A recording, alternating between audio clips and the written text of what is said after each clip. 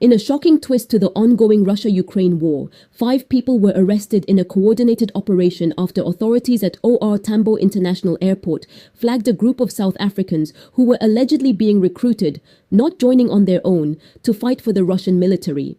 Among the arrested were Nonkululeko Mantula, 39, a well-known South African media personality, and Kulani Ntuli, 46, who are accused of luring 3 young South African men aged between 21 and 24 into enlisting to fight in the ongoing war.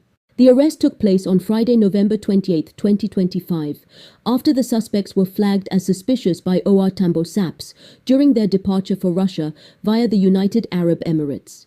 A tip-off led authorities to intercept the suspects just before they boarded their flight, sparking an investigation led by the Hawks Crimes Against the State CATS unit. The accused are charged under South Africa's Regulation of Foreign Military Assistance Act, which prohibits South African citizens from engaging in foreign military operations without authorization. The charges come amid growing concerns about foreign military recruitment networks targeting South Africans, especially in light of other South African nationals already reported to be stuck in Ukraine after being misled into fighting for Russia. At least 17 South Africans have already joined Russian military forces, some allegedly recruited through online adverts, WhatsApp groups, or community agents, promising up to 50 to 80,000 rand a month.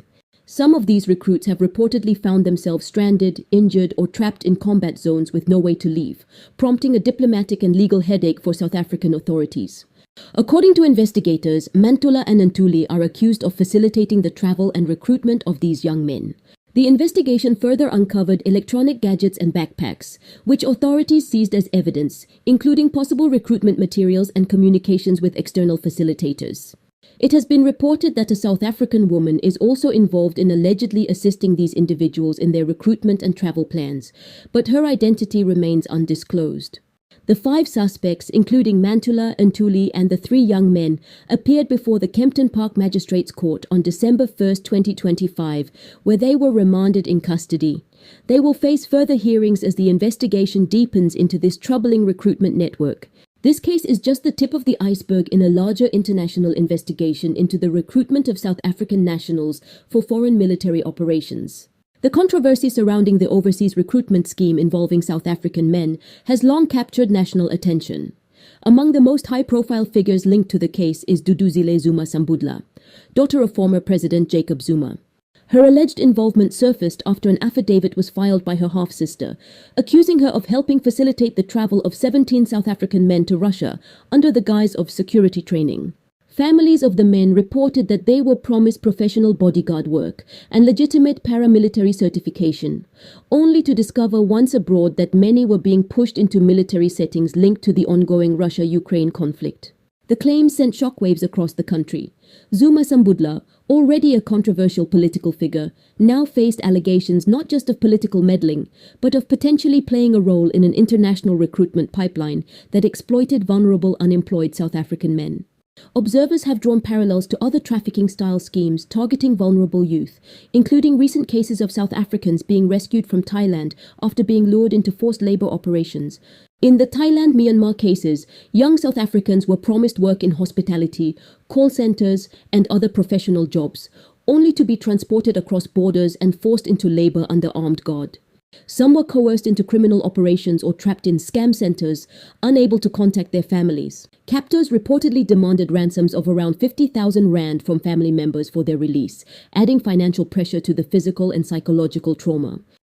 These 23 rescued South Africans were repatriated with the help of DIRCO and reunited with their families. They continue to receive medical and psychosocial support, illustrating the severe physical and mental toll these schemes take. A few months ago, influencers advertised possible job opportunities for young girls, promising work abroad, accommodation, flights, and training. These offers, promoted via platforms like TikTok and Instagram, targeted women aged 18 to 22 years.